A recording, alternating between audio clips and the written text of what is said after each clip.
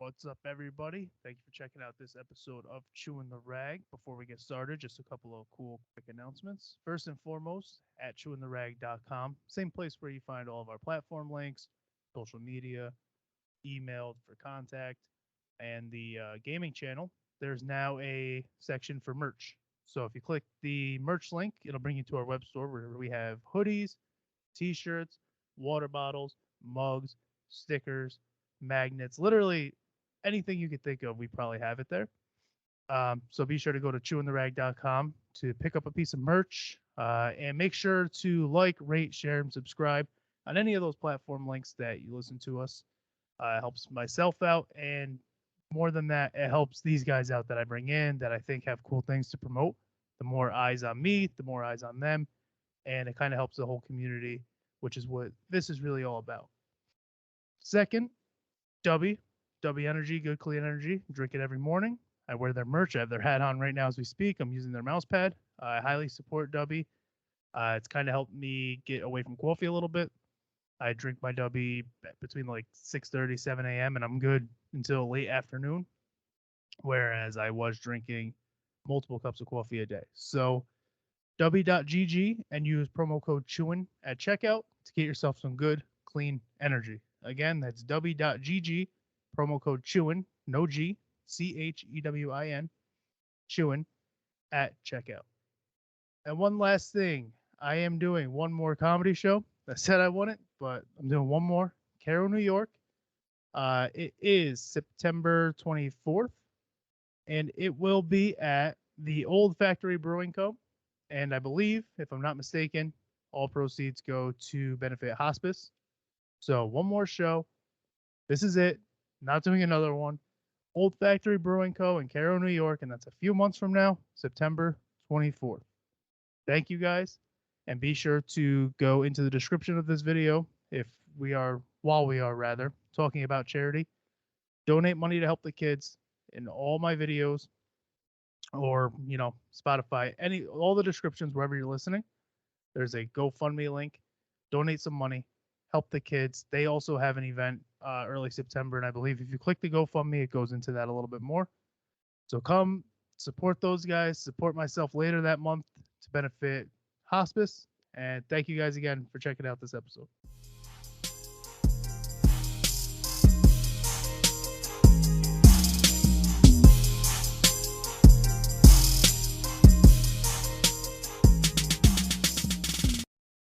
There we It are. is struggling today. We are good. We made it. We are recording. Let's get it, man. I'm excited. Yeah, man. Welcome to Chewin the Rag. I'm your host, as always, Chris. And today with me is somebody I've been teasing all week. We got my man TPhilly. What's going on, T? How's it going, man? It's been a wild ride getting here, but I'm glad we finally going to sit down and talk and everything. So I'm excited, man.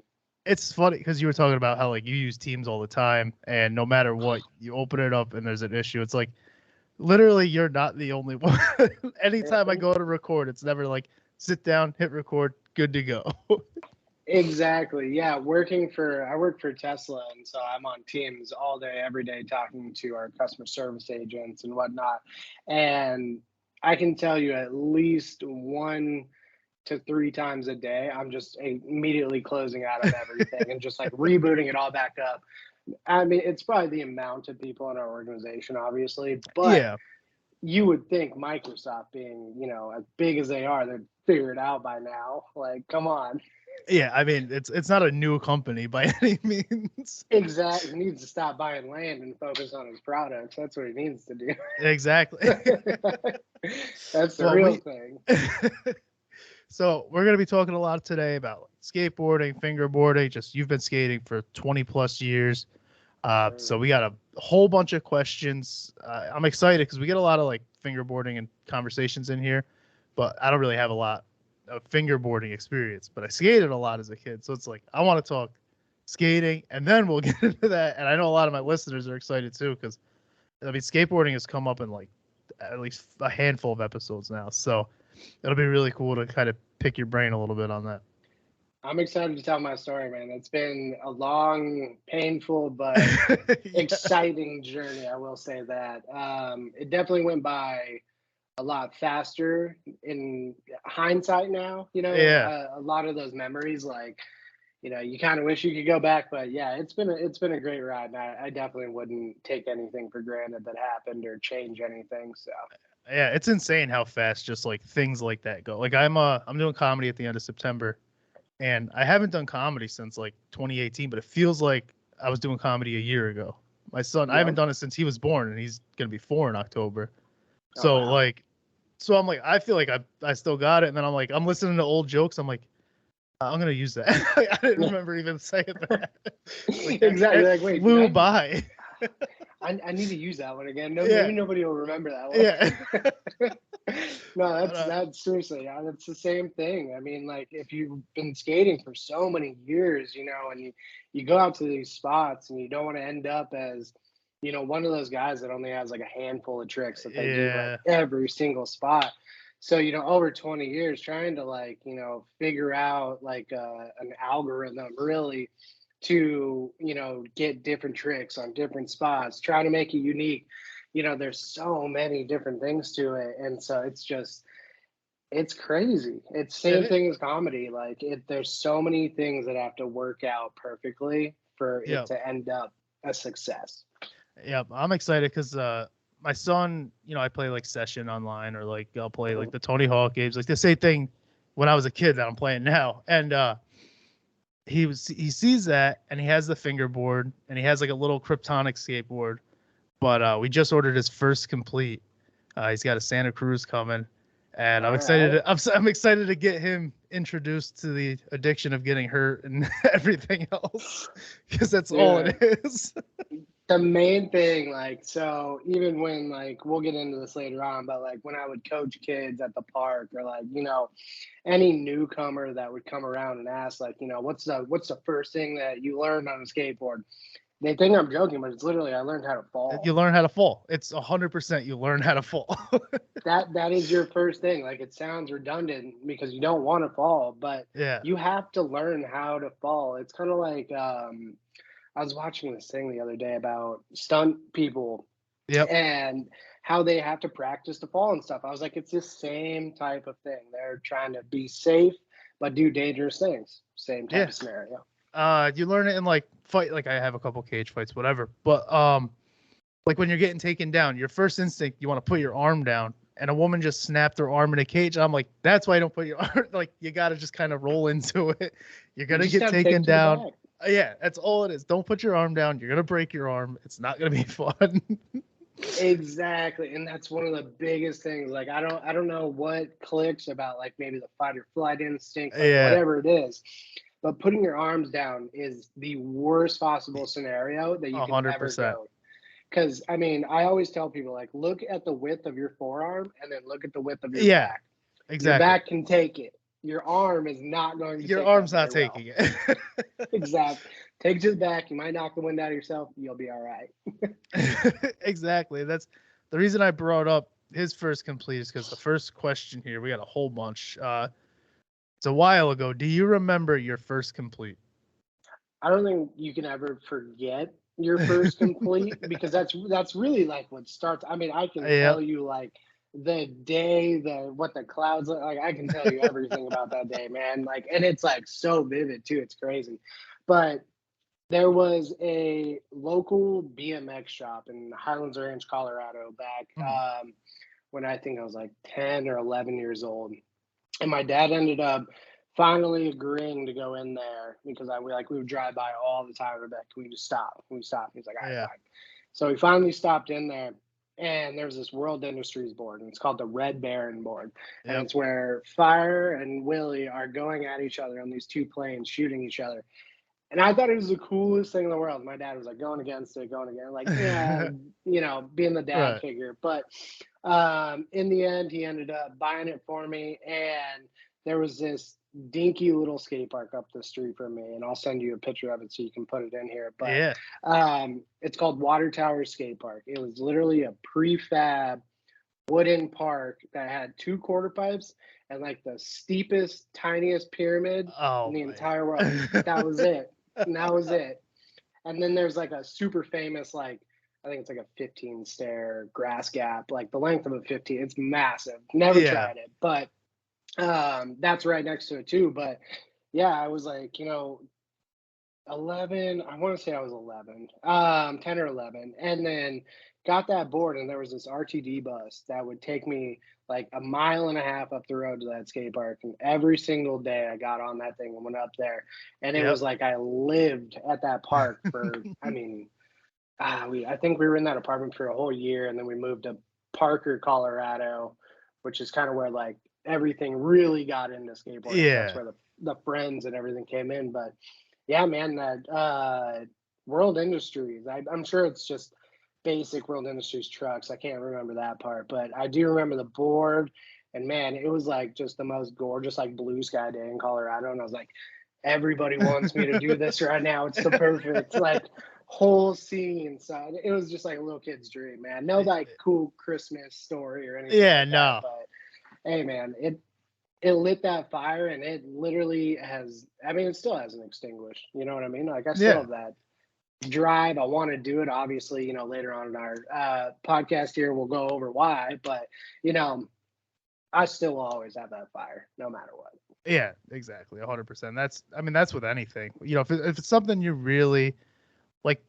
I mean, I always circle back to this, but the comedy thing, I have my son. I can't go out and be out until midnight every night telling jokes to 5 people in rooms.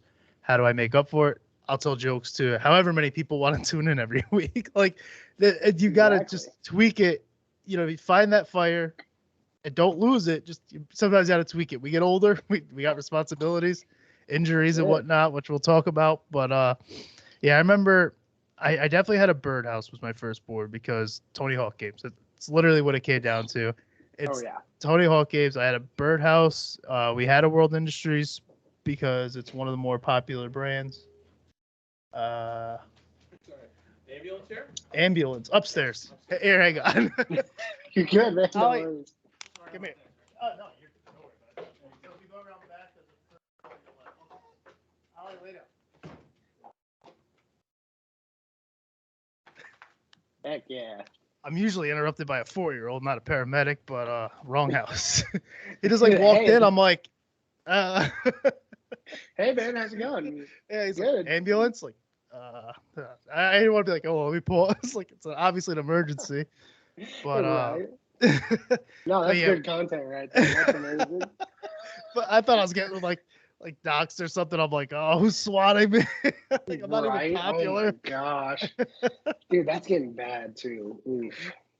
But no, man, Tony Hawk games were like the pinnacle of growing up. I mean, that blue Nintendo 64 cartridge, man, like set it off. And it was, I think that's really what, if it wasn't for, and this is, maybe not everybody's, opinion on it, but mine at least, I think that if Tony Hawk didn't come out with those games when he did, I don't think skateboarding would have thrived as much as it did.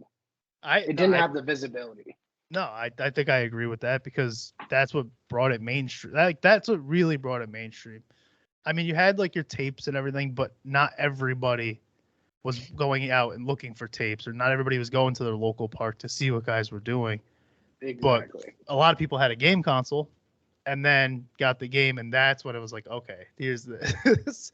Exactly. That's when I was really introduced to it, was video games, and then I got into it. So, and it's funny too, because like watching different Tony Hawk interviews and things like that, he's like, I'm not even known really as like the skateboarder. It's like the video game guy, or like that type of persona. And it's like so crazy to think that that's like such a small fraction of like what he really did. Exactly. So it's like, all right, maybe like give him like a little bit more credit. Like he did invent like a plethora of tricks too. Come on. He's a legitimate legend of skateboarding, and you're like, he's a video game guy. Like, he's just in a video game. He's cool. It's wild, man. So next one here, we kind of alluded to it a few times. I know in the past couple of years, you're recently coming off of an injury.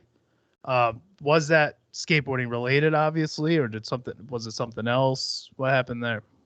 Yeah, so end of 2021, It was like wintertime, 2021.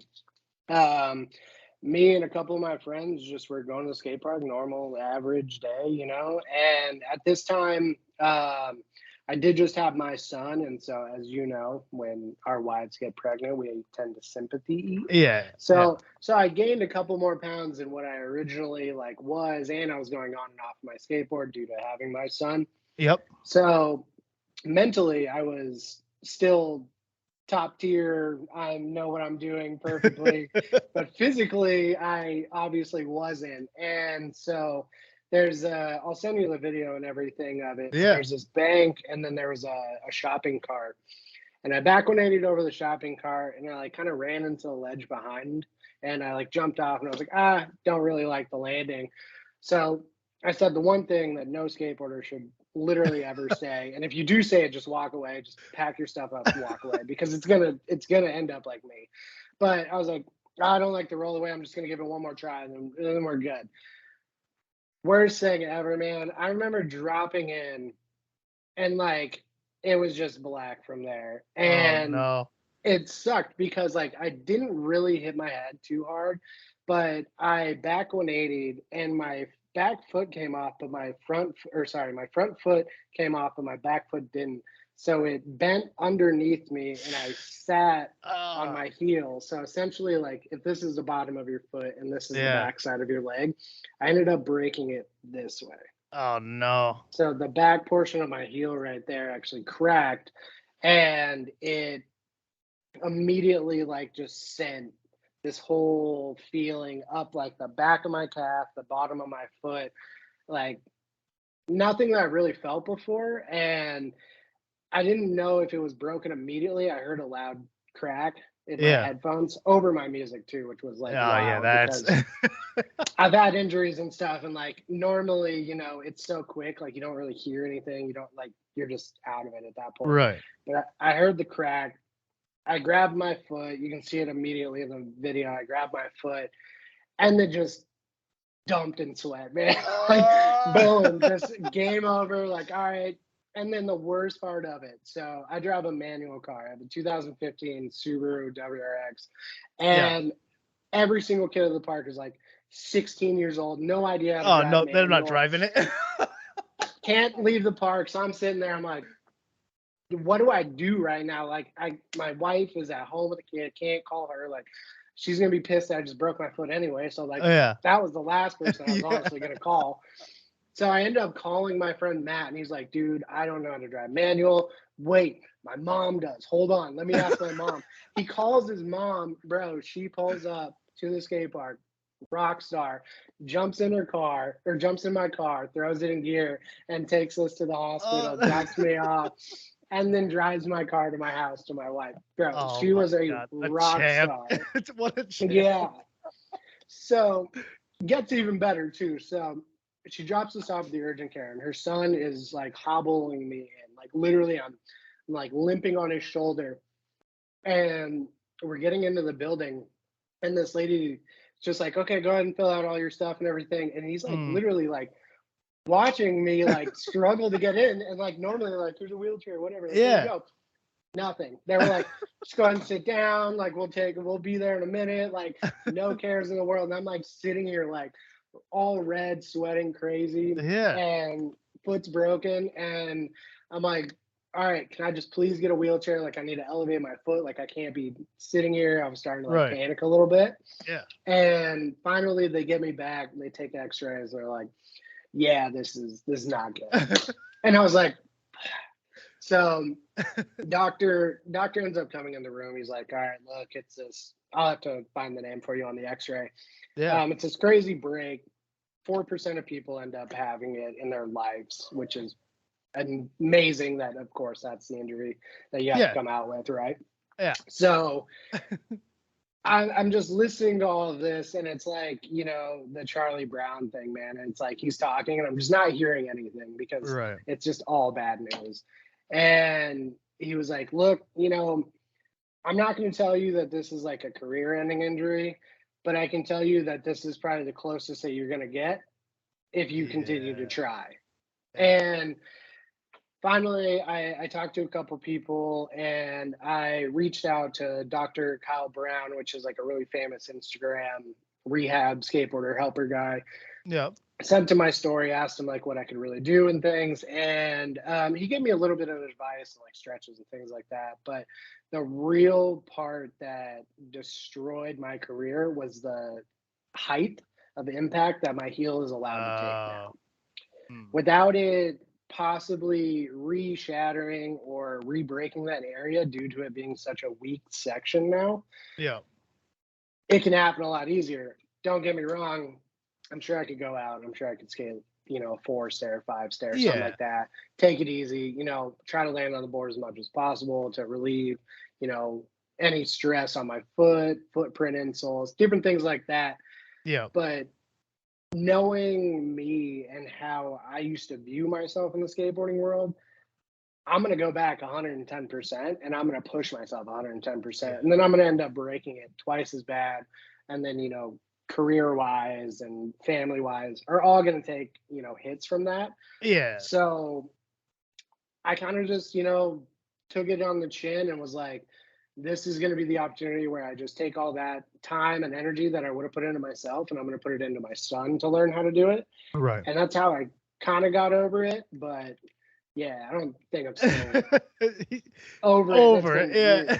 Years, like it, dude, we'll go into it later on in this conversation, but after that injury, I can tell you that was probably one of the hardest pivots I've ever had to take in like my life ever, like literal life. And it's mainly because if you go back to like my original story, so I was never good at school. I never really went to school. I was just dead set, 99 or 91 kid. So like, I had that 90s drive of like, nobody's telling me shit. I'm doing whatever I want. Yep. And being pro was like the only thing I had on my mind.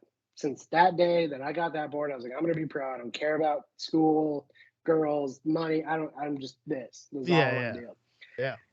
And then doing that for 20 years, and then having it ripped away from you, it's kind of like, the NFL people that, grow up and they train and train and train, and then they get, smacked one time. And now their career's done. But all they've known their entire life is football. And all I've known my entire life is skateboarding. And so to try to redo your life without that big piece in it, definitely like it's pretty crazy how like mental health can destroy you on like different things like that. But that's why people like you doing these interviews or people getting their stories out, it really does help a lot of people understand if they're ever in the situation or hear somebody in that situation, they know how to empathize with them. But dude, it's wild, man. Like having something like that ripped away was not physically ripped away. I can't say like it was all gone. But in a way it does feel like that. So, I don't think I'll ever get over the fact of that it got cut short. I just need to accept it. Right. Yeah, that's exactly it. Yeah. Have you done anything like, just riding, or is it as soon as I ride, it escalates, Dude, right? You can't just, I'll go down the driveway. It's such a pain in the ass, man. So, all right, this is how it went. So after the injury, I was like, all right, I took like a year off my board because I had to heal and all that stuff. You have and to. So, right. Yeah, I was out for like a year. And then we had this little cruiser board. So I was like, I'm going to ride this little bastard down to the mailbox. Yeah. So I'm going down to the mailbox. I'm coming back. And the next time, I'm like, all right, I'm going to ride my skateboard down the mailbox. So I ollie the sewer covers. I'm like ollieing up onto the curb. And I can just see this trend happening. And I'm like, okay. Maybe I can get back into this slightly. And then I'm like sitting there thinking about like, okay, I'm just going to go down to the skate park. Then I started like going to the skate park, doing like little videos and stuff. Yeah. And it just started escalating so quickly. And I was like, dude, I'm gonna hurt myself. I know it. And like financially, career wise, like I'm at a really good point. And it's such like a teeter-totter game right now. Yeah. Like, I'm not saying that it's like my happiness will go away if I only focus, or my happiness won't. God damn, how was I going to say that? Like, I want to be happy on both sides, but obviously, you know, that's hard to do. So it's gonna be difficult. I just gotta, you know, let my son ride the board and really just let him kind of take over at those points, because I take it too far, man. I can't hold myself back. Yeah, his board comes tomorrow, so like I was hyped because Dude, I was born 92, so it was like first you go to like Zoomies, that's like your main, but then you find the small shops, and then you have like it was CCS magazines at one point, and I was like, I haven't touched CCS since like early high school, and I was like, there's still a thing, so I opened up their website and I'm like looking at boards with them, and I'm like, I know how this is gonna go. I'm gonna go get hurt, and I I definitely see like for me, I haven't touched a board since probably 2010 was like the last time and I know I'm gonna be like, well, let's just see. I got like a pair of FP, like I got shoes, I got everything. Yep. We're gonna see what we still got, and it's not gonna be much, but hey, man. It's gonna happen, and I'm fully aware it's gonna happen, and I think unfortunately my wife is fully aware it's gonna happen. And that's the other part too, is like she's fully aware that like I really do want to get out there with my son and like make it happen. Right. But I know the moment like I throw on music or something, dude, it's just focus is gonna be off, and I'm gonna be on my own world again. Because with skateboarding, it was like, dude, it's like the most peaceful thing in the world. Like it's so hard to explain. You just blank out. Like that's the best way I can put it. Your mind is blank. You have no worries. You have no stress. You have nothing. It's just you and a piece of wood. Yeah, there was like, you get your headphones in. There was nothing, 8 o'clock at night. The sun's starting to go down. The banks are closed, and like bank parking lots were just the best because you got everything there. There's a little 3-stair. You get a couple of like the boulevards within the parking lot. Like, it's always paved because it's a bank. It was so sweet. So like, dude, it's 8:30 at night. It's cool outside. There's 2 street lights on the bank. You can see just enough where you're chilling, and like, there was nobody's bothering you. Nobody gave a shit. There was the one cop that's just like, don't damage anything, and you're like, you got it. I can do that much. Yeah, right. I will not damage the building, but maybe this curb might. There's like some curbs that dude, there was nothing like that piece that you're describing. Exactly. And in Colorado, we were dealing with winter and everything, because I'm out here in Arizona now, but we'll get into that part.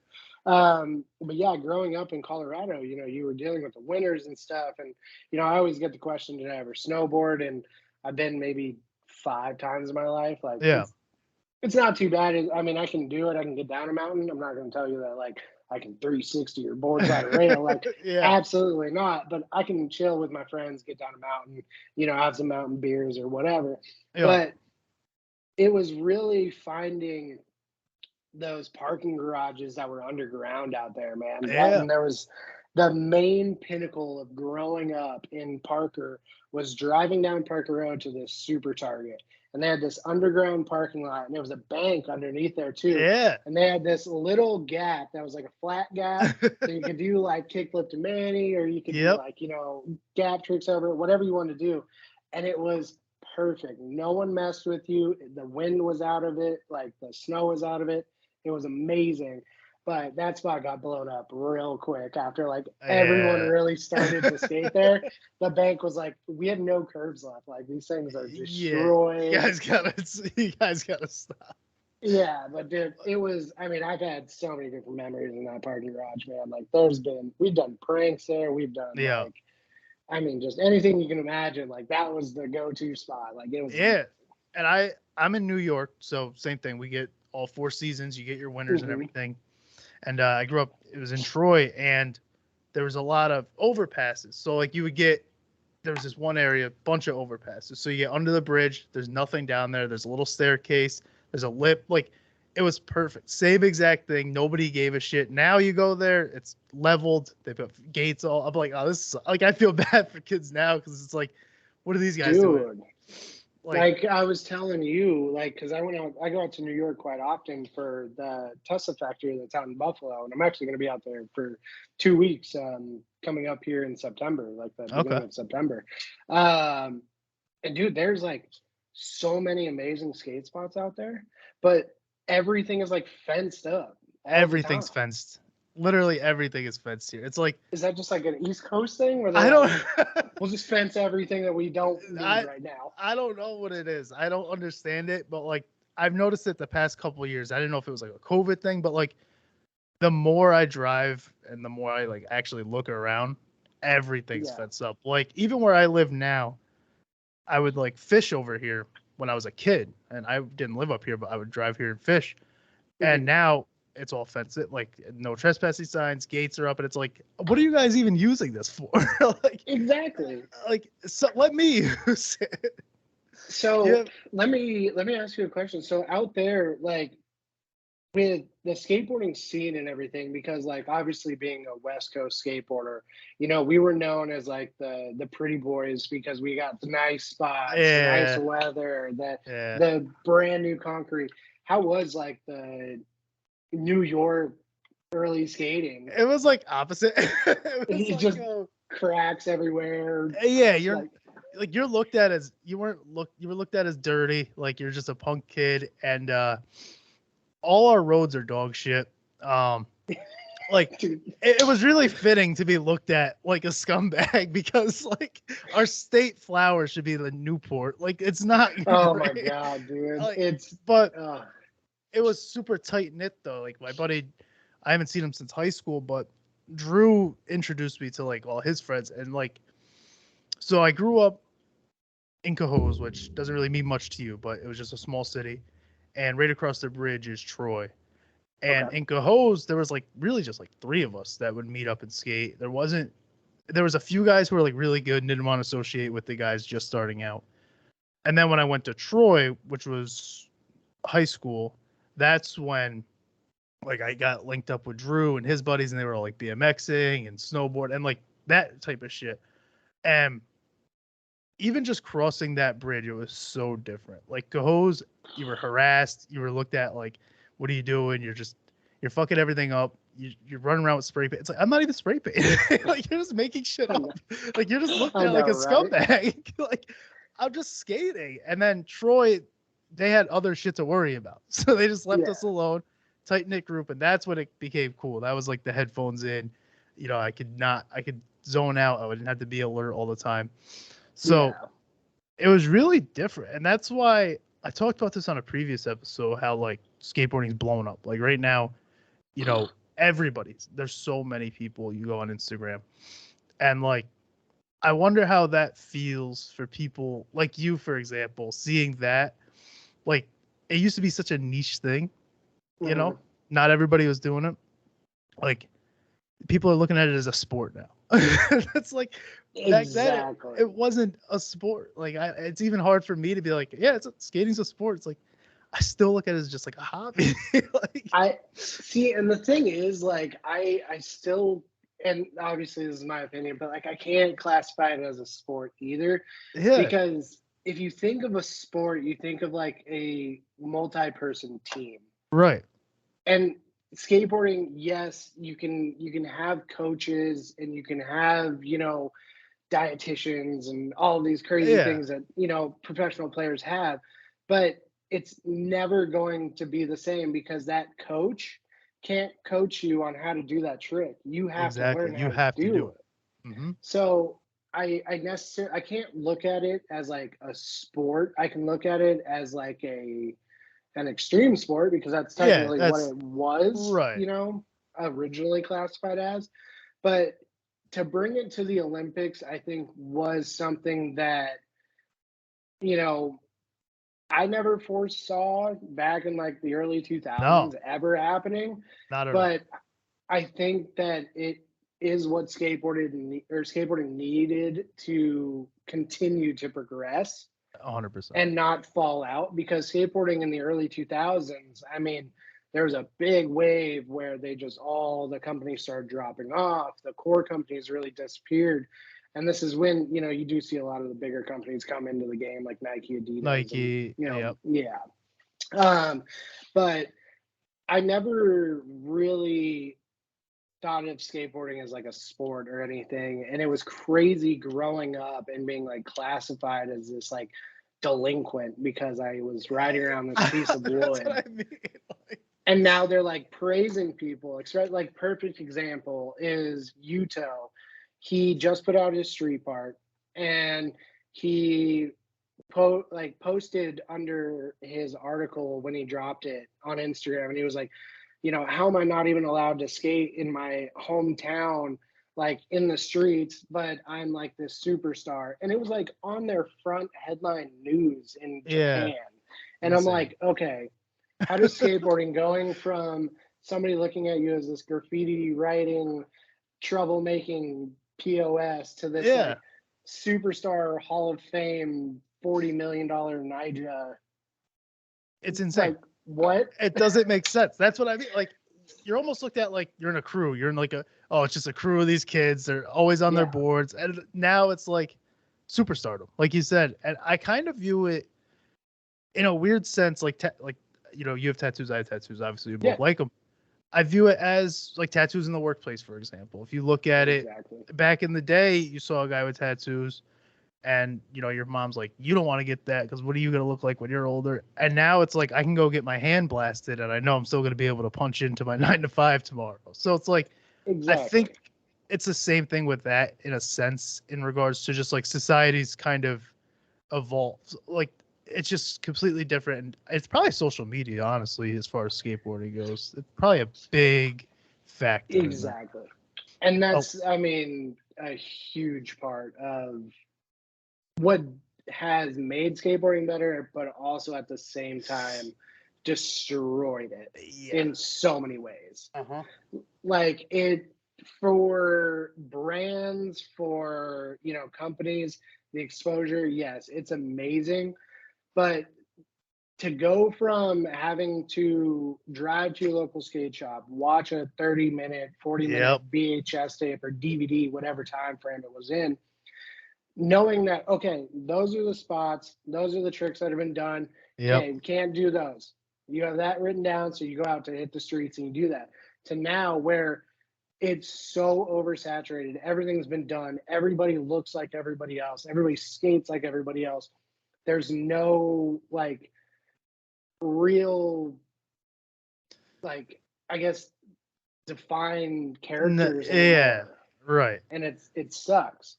Besides, like the old school guys always will have their thing, but like these new guys that you see, it is like you're just kind of imitating what you see, and like it's not necessarily a bad thing, but it's not a good thing. Like let's get some originality. And one of the things I like, there's skate parks will have like their Nike SBs, and they're still gatekeeping a little bit, and I'm a fan of that. I'm not gonna lie. Like, people are on Twitter and they're, I went to go get these SBs, and they told me, if I can't kickflip, I'm not getting them. And I'm like, you know what? Good, because there's guys who want those SBs to actually skate in them. Like if you want them for fashion, you can go on StockX and you can pay, because I'm completely fine with being gatekeepy in certain 100%. situations. Like 100%. I think gatekeeping is 100% fine. I'll say it here. And I'm sure, like, don't get me wrong, if I was like a skate shop owner and I knew that I was going to be able to flip these shoes immediately and like, it's good for business. Yeah, that's awesome. But then that's more of like a Zoomies mindset too. Yeah, that's exactly versus a core skate shop mindset. Yeah, I like the idea of like inviting kids in, like you're getting these in your size, and I want to see you do a kickflip before you get them. Like you're not getting in them. Yeah, you're not getting a size 12. What size shoe are you? You're a 9. Here's a 9. You're not reselling a size 12. And it's Come on. Use it. I feel like it's not only good in the gatekeeping sense, which a lot of people don't like, but just like the skate community, I feel like people should see that. Like I think that's important for these up and coming kids as well. That's just my 2 cents on that. I thought that was really cool that they were doing. If I would have kept all the original Nikes that I ever skated, I have a lot of Nikes. As you can see, this is like my go-to skate shoe back in the day. The Janowski actually was. I had God, dude, I think at one point we counted it up. It was like 54 different colorways I went through or something like that. Like, dude, it was my favorite shoe for years. They were the But best. if I would have kept those original shoes and like never skated my Osiris D3s or Yep. like, my audios, or dude, I could have made so much money, but what is the point? Right. That's It's exactly it. it's not like shoes are cool. Don't get me wrong. I love shoes. I'm a shoe guy, Yeah. but I will wear all of them and I will destroy all of them. I don't care. Yeah. That's what They're they're used just at the end of the day, they're just shoes. Like, for. I'm not a Exactly. sneakerhead. I like shoes. I'm not a sneakerhead. I'm not gonna just have a display case. Everything I have, I'm gonna wear. Yep. We actually had a question about shoes. So I always had Lakai and Nike SB. Like those were the two that I preferred. And then I was one of those kids. Like I had Supras. I wouldn't skate in my Supras, Okay. but I liked them. Like, well, everybody. I wasn't like a Jordans guy. I wasn't big. I was Nike. I would skate in Supras. I would walk around in. Like Dude. that was my big thing. It's funny that you bring up those two. So we'll kind of start from when I first started skating to like now, or really, Mhm. Because Nike took over for a long duration. Yeah. But in the beginning, it was circa. Actually, Mhm. my very first pair of shoes were Etnies. I had Etnies, and then it Etnies were went like the to. introductory shoe for It it was like was, DC dude. and Etnie were like you were introduced to skate shoes with those two. They were in Payless. That's why. Yeah, exactly. That's what it was. So it was Etnies, and then after that, I bumped up to Circas, and Audio and Osiris all kind of fall in that same Yeah. time frame. But I ended up starting to get a little bit better and a little bit more well connected in the skateboarding world. Mhm. And so I started to hang around this shop called A-Track back in the day. And the Circa rep came through and like started lacing up my friends because they were already sponsored by the team. And I was like the little kid trying to catch up. Yeah. And so he would flow me like a pair of shoes every once in a while. Like it was never like any sponsorship type thing or anything. But his name was Pat and he was amazing. And dude, that's another reason why like I love the skateboarding community and everything. Because he was just looking at this little kid, probably like, who is this nerd over here? Yeah. Like, come on, man, get out of here. And then like gave me a pair of shoes and like really saw the progression of why that helped me so much and everything. Yeah. So it was really cool. And then later on, our buddy the same guy worked for Supra. So we were able to talk to him and connect with him. And then that's when like the Sky Top Muscas and everything came out. And like, dude, I was like, never gonna wear those. I'm sorry, man. So I just couldn't do it. I was the low top type shoe, bulky, I didn't care about that, but just the like high tops, it wasn't that. Dude, they've got yearly, ridiculous. Dude, they meant sky top when they said sky top. It was like soccer, so insane. Yeah. like soccer socks, man. It was Dude, crazy. I think they had like 3 straps. Like they were insane shoes. And I I'm remember pretty sure I they had even had zippers. Yeah. Dude, I had so many pairs of Supras and they were always like like these purple and gold. Like they weren't just like, oh, he's got these black Supras on. They were bright and they were they were up to like the middle of your shin at the least. And then they got up to almost knee high. Exactly. I thought I was the shit. And I'm like, now I'm not touching those. Dude, it's kind of like those red boots that came out. Those are like the new Supras, dude. Oh my gosh. But yeah, my buddy Jameson like continued to skate for their team and like was getting shoes from them and it was awesome. And then I met this guy, Andy. Unfortunately, he passed away due to a snowboarding accident, but he was the rep for Globe and he was like sending me all types of like voucher cards to get free shoes. And dude, it was amazing. Me and my buddy Ben were like getting flowed by him for probably about a year when we were riding for BC Surf and Sport in Colorado. And dude, meeting reps, being in skate shops, like if there's any advice I can give to like the younger generation that's watching this, don't ask for free stuff. Just be yourself and just like chill in the shops. Be there and be present. Like I'm not saying go mop the floors or anything like that, but just like don't be annoying. Don't ask for free stuff. Just generally show your craft and they will like notice that. Yeah, for the most part, like I know I've said like gatekeeping and stuff, but that's not the same as like the community side of it. Like the skateboarding community in general, it's pretty tight knit. Regardless Yes. of how popular it is, it's still very tight knit. And like you said, the more you hang around these guys, you show that you actually give a shit about the skateboarding part of it, and you're not pulling on shirts going, oh, Let me get this. Let me get this over here. It's like, dude, shut up. Just be cool. Like I know you're not typically annoying. Just don't be annoying here just because you're here, and you'll probably get something out of it. But don't go with the expectation. Once in a while. Yeah. Show up, actually shop. Don't go with the expectation of if I'm cool, I'll get something.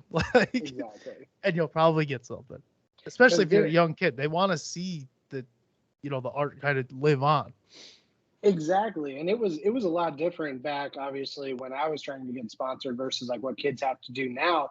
Yeah. I would physically have to go drop off a DVD or whatnot at a skate shop and be like, hey, can you watch this? And literally 9 times out of 10, they're like, yeah, sure. And then throw it aside. Yeah. And they don't know that I just spent like years of my life trying for that 30 seconds that I did. It's not as like it wasn't easy back then to get those 30 seconds. Exactly. And using the cameras, man, like losing footage all the time. Like oh God, it was terrible. But the way that it's evolving into now, I feel bad for reps, man, because there's so many good people out there. And it's like once you see one kid, you're like, damn, he's super good. And then you close the app and you open it back up an hour later, you're like, well, wait, that kid's twice as better as the kids I just saw. So I'm glad that I phased out when I did, because absolutely getting dominated by this generation, dude. They're insane. Way everything we talked about, I talked about cage fighting, even just like the way that's evolved.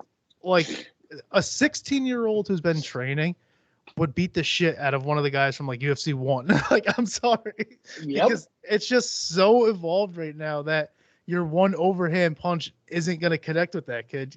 It's just everything evolved at such a rapid rate, I feel.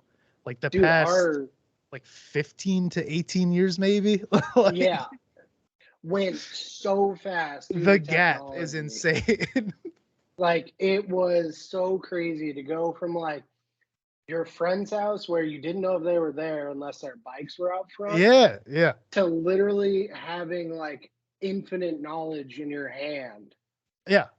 Like so fast. Like we're doing this on a phone right now. 15 years earlier, I probably would have been playing like, I wouldn't have even had a phone really, probably. Well, no, 15. I would have like a Nokia like brick phone playing Snake or something right now. Yeah, I didn't really get my own phone until like I had one in high school for a little bit, but like anytime I got a phone, and I was a new number all the time because I couldn't keep like.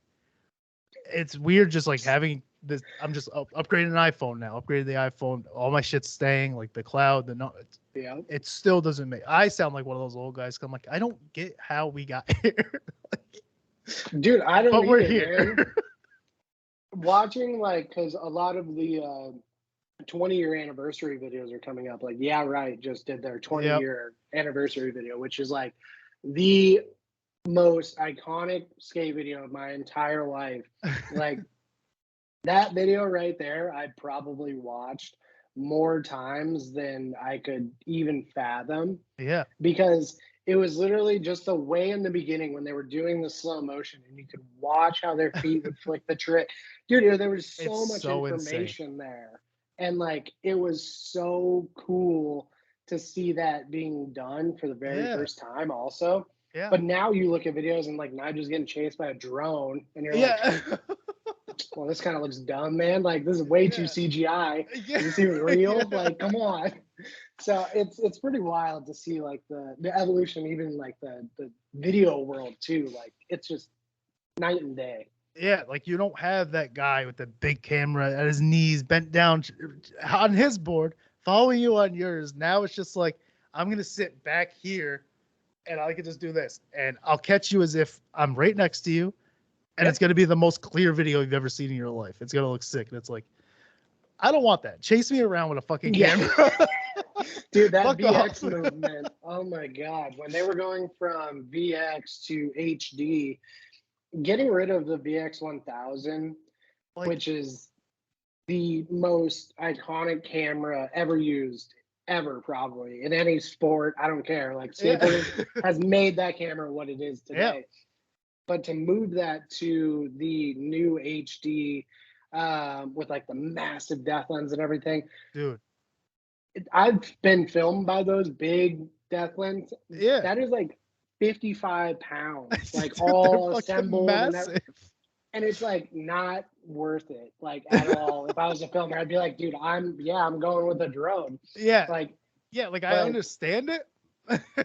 dude, back in the day, there's no way you would get caught putting out anything that wasn't on a V or Yeah. a VX because of colors and everything, just the way that the sun came through. Like, dude, it was so perfect for like what we were trying to capture. Yeah. And I feel like HD kind of made that like disappear a little bit. The rawness, the East Coast feel that we Yeah. had Yeah. kind of went away with HD, which still Like- some videos are being put out, but eventually it's gone. It's gone. Yeah. Yeah. I mean, like now you have to like put a filter on if you want that gritty. Yep. Because like I like DIY. I love DIY Mhm. stuff. Like this is completely DIY. I fucking when I Google a couple things, put it together. I've been like bands that played in your garage. Like I love that feel. So for me, when something's like too perfect, it's like I don't really connect with that. You know, I want to see Exactly. like that fucking Rodney Mullen video from 20 years ago where he's just hitting flat tricks. Like I want to see that. Like that gritty, you can barely really see what's happening. It's got a little blur to it. Like I'm cool with that. I love that. And it's like horror movies. Show me an old horror movie where you watch it now and you're like, this is so corny. I'm like, fuck yeah, it is. Dude, it is perfect, man. You see that corn syrup over there? Yeah, like Look at that's that. give me that. It's like still clear. You're like, Yeah. maybe missed the spot over there, but I still get the point. Like it's fucking crazy how like it really worked out. And you know, looking at like the different like rawness of skateboarding, so like going into like the person aspect of it, Yep.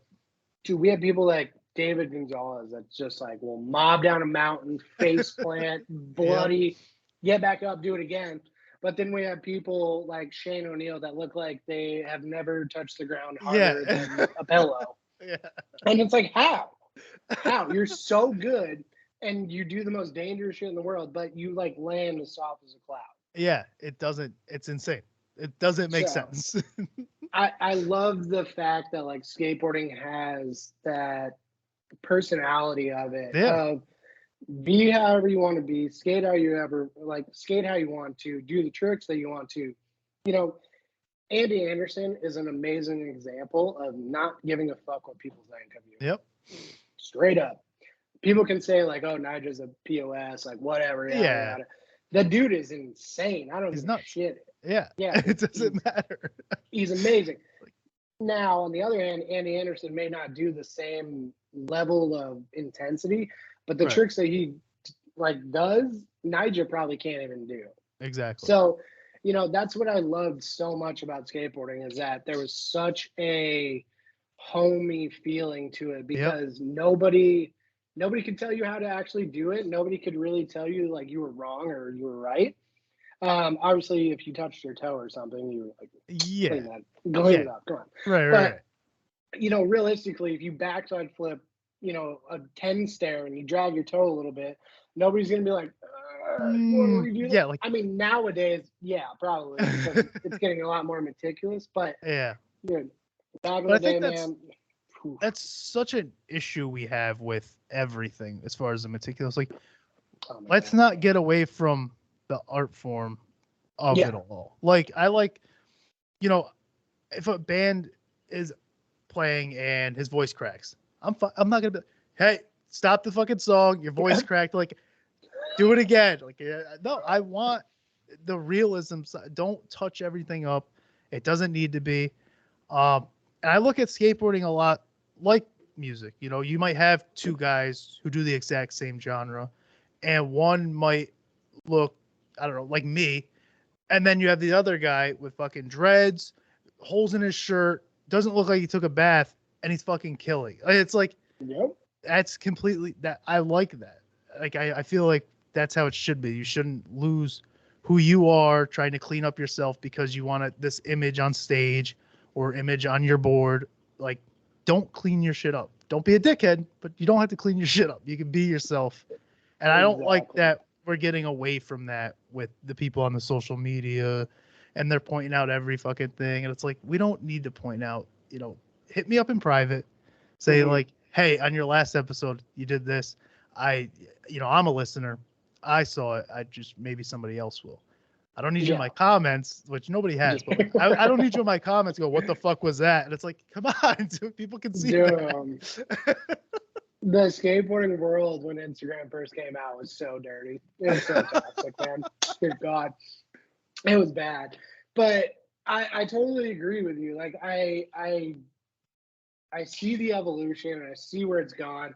And I wish people would really kind of take a step back, because what you Yeah. just explained of losing yourself in like somebody else's image is exactly how the last like 10 years of my career, 7 to 10 years of my career went. Yeah. I was trying to please everybody else.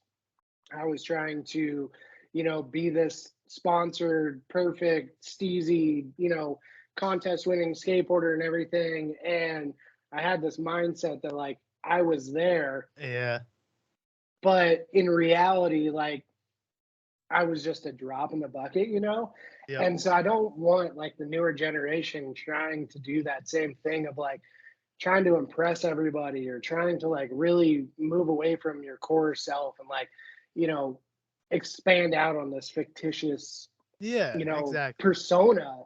And that's Exactly. what I did for a lot of my ending career. Like I was like, oh, I'm at this fucking level and nobody's ever gonna, take me. And then Right. I got my reality check. And it Yeah, was like, your it career's happens done. like whenever it might be like an injury, but it doesn't always Yeah. have to be an injury. It could just be like you notice your boys are kind of fading away from you, like just little Yeah. things that it's like I gotta kind of self reflect and see exactly what's happening there. Exactly. So we actually linked up. It's mostly through fingerboarding, honestly. Yeah. Um, did you stumble into that before the injury, or was it something that like it caused you to kind of dive into that more? Just having that fire, for example, needing to be on a board, whether it's feet or fingers. Like, it's like I got to do something. That's exactly how it was. So after my injury, it was like, I played Skater XL all the time. I got really good at that. So I was still in like the mindset of like skating tricks and, trying to do like an Instagram edit of like Skater XL stuff. And like it Yep. was just Yep. pissing me off because I was like, I want to be out doing this. And then my buddy Nate, one day he was like, hey man, like, have you ever fingerboarded before? And I was like, yeah, like I used to have tech decks back in the day Yeah. and stuff. And he's like, no, no, no. Like, have you ever really tried one of these? And he was like, well, here, just try this one and like, just let me know what you. And dude, it was like the most frustrating, Dude, pain in the ass little hobby I've ever had in my entire life. it But doesn't it make is, sense. it's Like, the exact same frustration as real skateboarding, and that's why I got like hooked like immediately. I have a fingerboard. I have a fingerboard.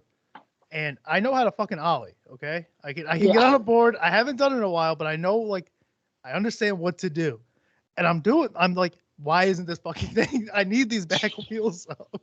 I'm playing with my son, and I'm like, this is like ollie, and I'm like, well, the back wheels have to go up. Well, the yeah. back wheels, and I'm like, you would go like this. I'm just doing it with This my is what it looks hands. like. Like, yeah, it's the most Seriously. fucking irritating thing. And people are like, oh, it's these toys, and I'm like, yeah, all right. It was a tech deck, it was kind of just like a toy. It was a little plastic Exactly. thing. But now, like, you can get these real wooden boards. They're pretty sweet, and they are really fucking difficult to use. Even if you Dude, understand skateboarding, these things are a pain in the ass to use. just the sheer fact that you have to like learn how to use like just that last Yeah, joint dude, of your finger. it's so Never irritating. thought I would ever do that. But dude, these things are like, I had one right here, obviously, but Yeah, like it's like you can just see the size of it. Like how do you do all that That's and what like make it all perfect? Blows my mind. And I just got a handboard recently, so I'll bring you over to the little. This is where all the magic happens, that you guys see everything. But got the display case here and some obstacles, but we got the full blown handboard now. Dude, it's so fun. I commented on your video. I was like, I forgot handboards existed. Like, I remember Dude. it was just, I completely would have never I remembered, tech decks. I remembered fingerboards. Yep. I know skateboards. I completely forgot that there was that middle ground with handboards. And I saw that and I was like, holy For a shit, year. dude. I It was forgot like a all of year that. they came out. Yeah, that's what I mean. It was a flash. Like, and they didn't really catch on too much as far as I remember. So like when I saw that, I was like, holy shit, I forgot all about handboards. Dude, it's the same thing. Like if we would, God, dude, I had so many Pokemon cards. This is like frustrating every time I think about it, because I'm It's like, the most bro, I irritating had thing. every first It's- edition, like holographic. I had everything. It's But- so annoying. I don't even want to talk about it. I'm Exactly. So I had one of the original tech deck ones that they first came out with. Yeah. I had one. And obviously as a kid, I like destroyed it, did whatever with it. Dude, if you look on those things on eBay now, they're like over $100 for those, which normal handboards now are like $100 too. But if I was able to hold on to that thing, Yeah. oh my God, that thing is a gem. Yeah, dude. Like, oh, it would have been sick. But dude, I never heard about those coming out again until literally this year. But the very last time, there was even like a little like twinkle of finger or handboard, Yeah. was day one. He came out with a pair of shoes and he had a wooden handboard, Oh no shit. and there was no trucks or anything though. It was just the deck. Oh my. So I was like, dude, I wonder if they're starting to come back. And then a couple years later, naturally. boom, now they're all back. Day one was just in my area a couple days ago. Actually, I was pissed off because I wanted to bring my son. I got out of work, and that's when I got like the notification from one of the skate shops that he was in the area. My buddy shared it, and it was like the whole like Adidas skate crew. There was a handful of guys here, and I was like, son of a fucking. I got home and I'm like, I was thinking about bringing my son, and then I look at the time and I'm like, he's about to go to bed. He skipped his nap, so he's got to go to bed early. And I'm like, Yeah. I was like, I gotta pay more attention because like it was sick. I mean, it was raining and they were just like out there fucking skating in the rain, giving out shoes. I was like, fuck, I should just went. Dude, I can tell you right now from personal experience, I've had multiple conversations with Day One, and I'm not trying to like toot my own horn or anything no. like that. But just being in the industry for so long, like you're gonna reach out to them at some point. And I will say to you right now, out of all of the different pros and like the owner of S, like a lot of the big names I know, Day One is by far the most genuine, kind-hearted person I've ever met in my entire life. Yeah, still to this day, I message him like Merry Christmas and Happy Birthday because he does it back every single time on my birthday and stuff. And I'm like, dude, it's insane to think that like I've never like met you in person, but we've had these Instagram conversations, and he's like on it every year, like Happy Birthday, man, Merry Christmas, hope your family's doing well. And it's like mind-boggling. It's insane. And like my buddy had like he was taking pictures with him. I'm like, you motherfucker. Like I don't really get like that FOMO, and I'm like, I should have just brought my son. It would have been a fun thing for him to see. Like he's getting his board tomorrow. Like it didn't really register like he's getting a board, seeing these dudes skate. Like he would be talking about. I'm like, I'll bring him to an event soon. I have to. But there's just a couple guys like that, even outside. Like Tyrone Crawford, he used to play for the Dallas Cowboys. I'm a Cowboys fan, and I played him in Madden, and like we just connected through like Instagram and whatnot. And like I'll hit him on like Father's Day, and I'm like, Happy Father's Day. He's like, oh, you too. Like there's just certain people like Day One who are just like you can tell they're authentic guys. You know, like they're gonna hit you on your birthday. They're gonna be like, oh, happy birthday, and like. There's a couple Cowboys players who like watch all my stories and they'll message me if like, and I'm like, it's still cool. That's the cool part of social media. Exactly. I've never seen this guy, I'm not going to go past him in Target and dap him up, but like you get that authentic conversation still as if you've known each other forever. Exactly. Another one that was like super cool, man, is I actually have a lot of You know what? Speaking of day one, sorry.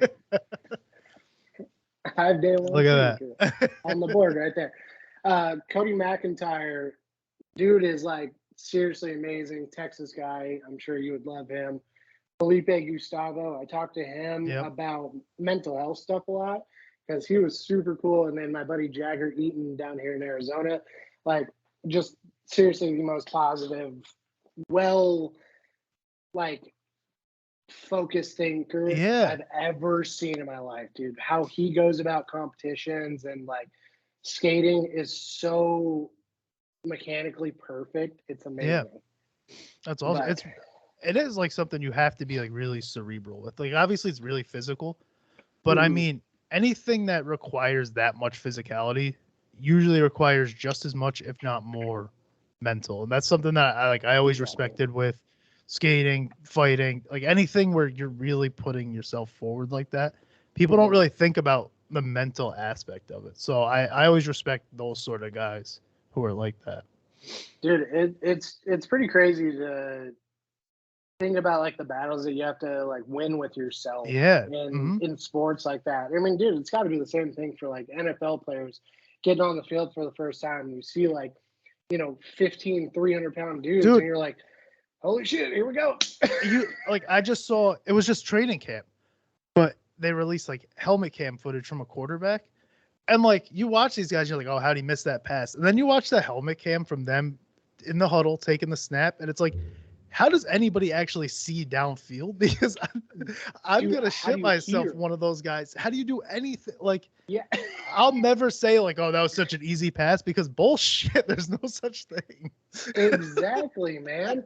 And what's so crazy about it is like in skateboarding and like other sports, people don't think about like wind and like all of those still affect all of us too. Yeah.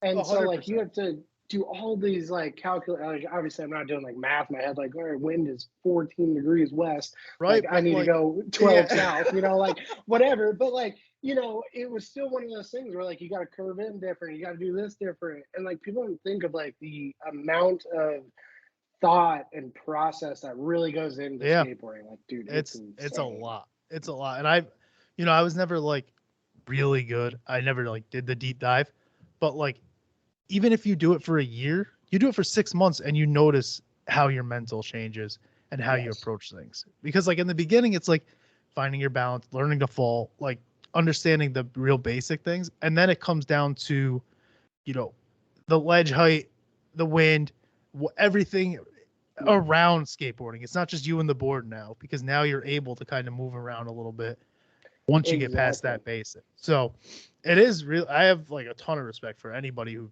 can do something for that long, because it's not just on the body. It's weighs heavy on the brain as well. And then it does, man.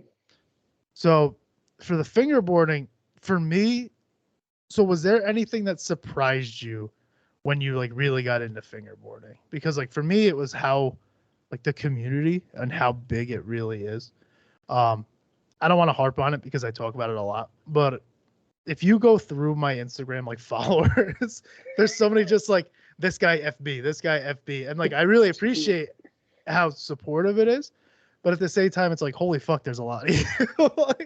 Dude, yes, that is the biggest surprise that I have found out from this community. It is like, you turn over a rock and like a fingerboarder is like, hey, what's up, man? And you're like, oh, Jesus Christ. Like, dude, they're everywhere. And like, you really never like thought about it, because I felt like maybe people were like embarrassed to do it out in public or something.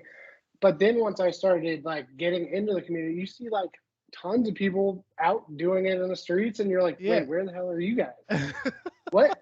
So, dude, it's insane how big it is. But another one of like the biggest shocks of the community is just like the overwhelming like helpfulness and like willing to just like give for no reason, for no like want back or anything. Just like, we just want you to have a great time, have fun, and just enjoy this. And like that's all I wanted to do, because I took skateboarding way too seriously. I made it into a job. I made it into like, this mental battle.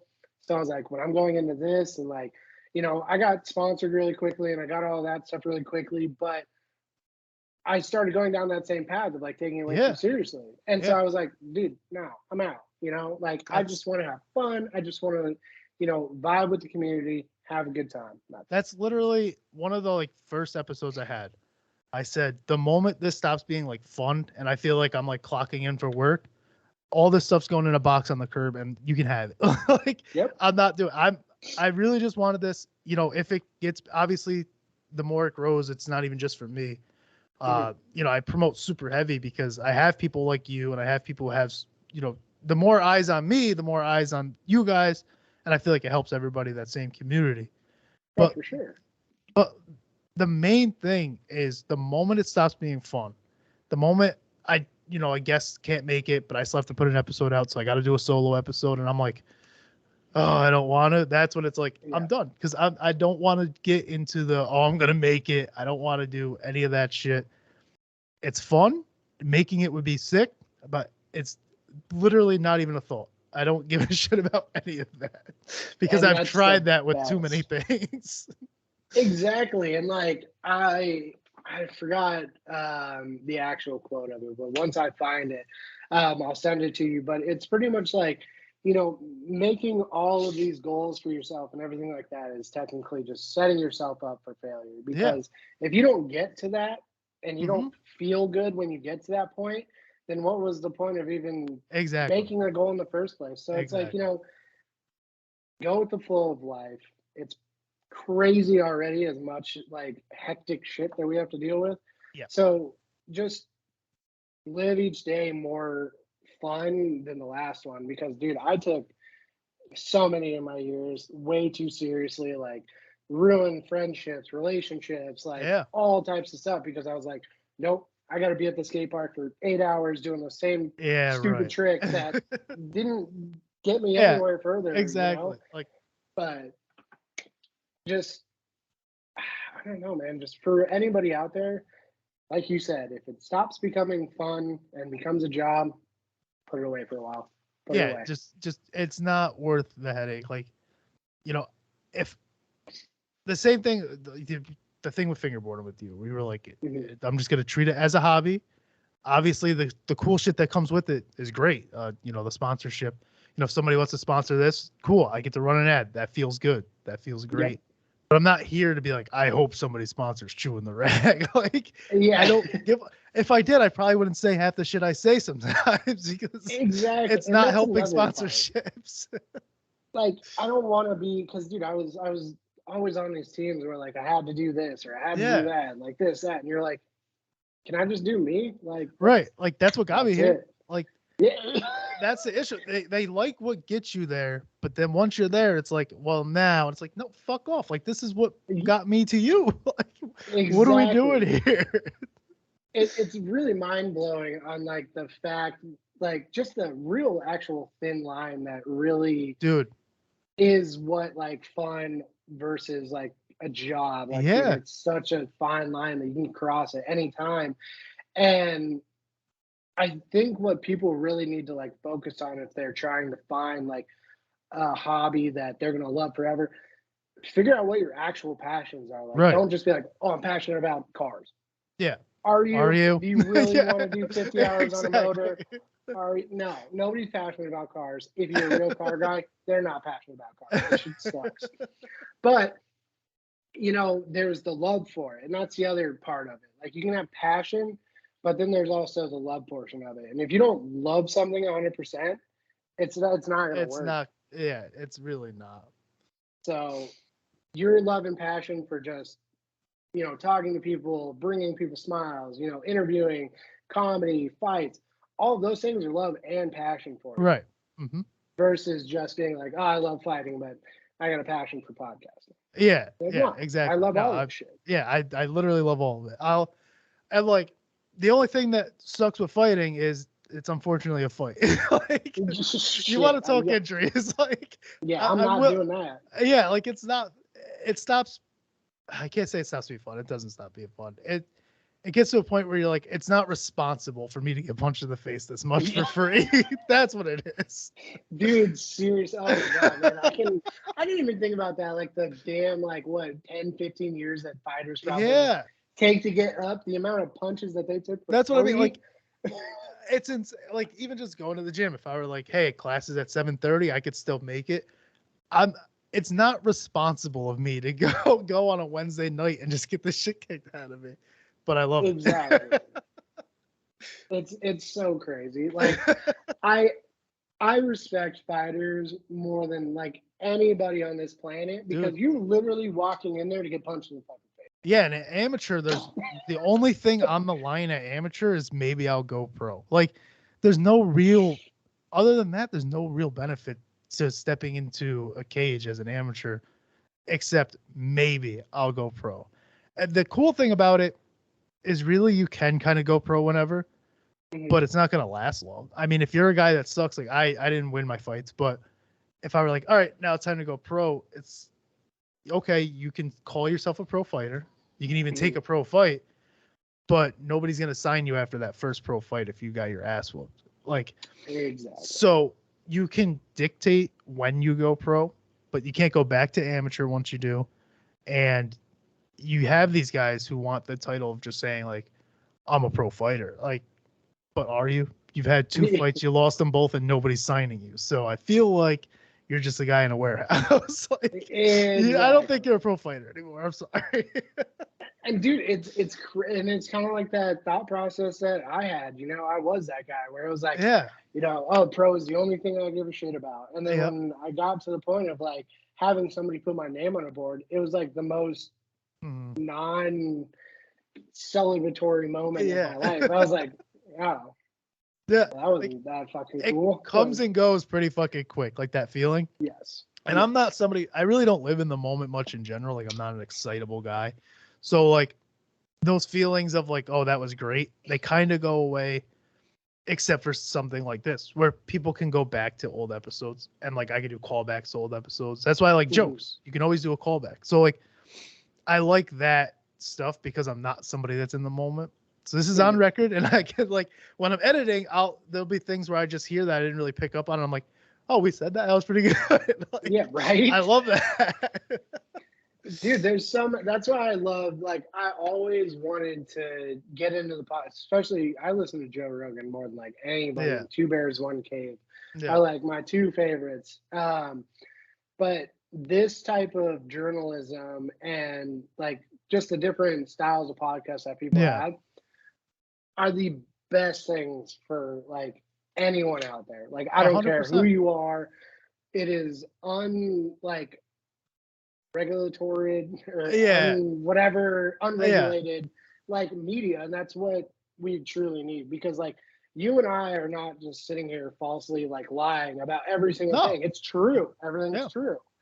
And, you know, obviously to some people, they might be like, well, your opinion is not mine. Yeah. Okay, like, cool. That's fucking fine. That's fine. But, you know, and that's what I love about podcasts, because, I mean, any news or anything like that nowadays, it's like, I'm not going to watch it. So. Exactly. What's up, buddy? Say hi. That's it.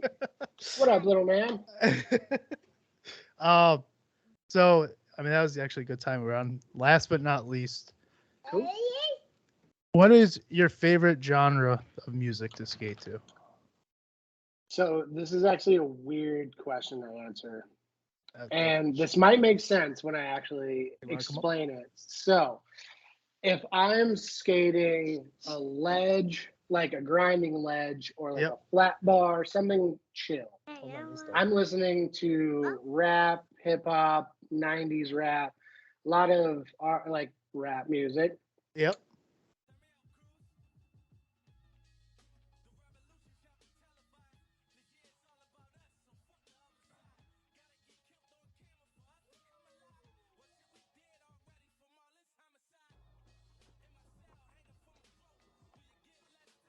If I'm skating stairs and I'm scared, I'm listening to death metal.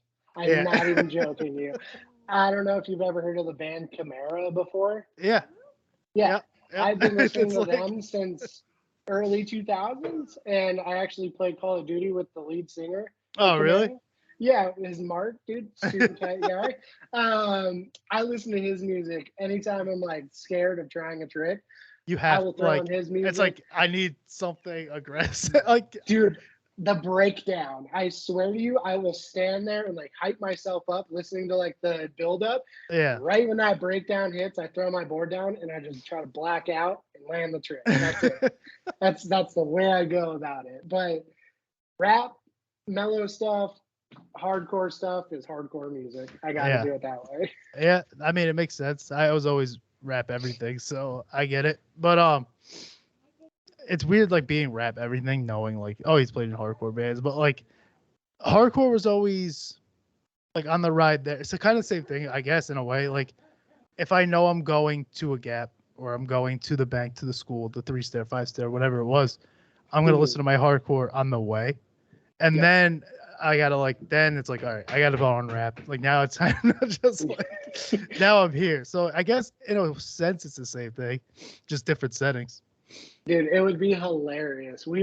I would be at the spot skating, like, let's say this 8-stair or whatnot, and I'd be listening to this like death metal for like an hour and a half trying to get this one trick. Finally get the trick, and then we get in the car, and my buddy will just like put on some Pink Floyd and like the most calm music ever, and I'm just like, completely different. Oh, like, all right, we're good. Let's relax. It was the same thing playing shows though. Like we wouldn't listen if I was gonna go play with 10 hardcore bands. I don't want to fucking listen to hardcore on the way. I'm sorry. So like I'll listen to reggae or something. But dude, seriously. Before we go, I don't want to go without giving you any chance to send your plugs and everything else, and they'll all be in the description of the videos. But what do you got? Yeah, man, if you guys want to follow me on my main skateboarding page, it's t.philly official on Instagram, and then my fingerboarding page is just TPhilly FB. But other than that, I don't really get on too many other socials. I've kind of lowered the toxicity level of my life. Yeah, you kind of have to.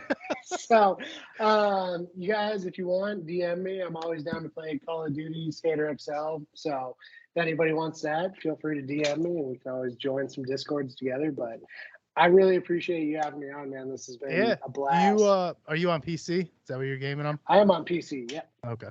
I'm PS5, so a couple things to call. There's a lot. I'm actually finding one, since we're on the topic, like there's actually so much less crossplay than I thought. Like my buddies on PC, you get like your Apex, your CODs and whatnot, but like, dude, it's 2023. Like, can we start? Everything should just be cross-plat, but that's on me. That's on me. Why are you still using a console in 2023? I mean, dude, I'm about to give up. Dude, PlayStation runs faster than this thing, and it costs 2 of them. It's crazy. I know. Yeah, we already talked about our technical difficulties trying to even link up, so I don't even want to get into that.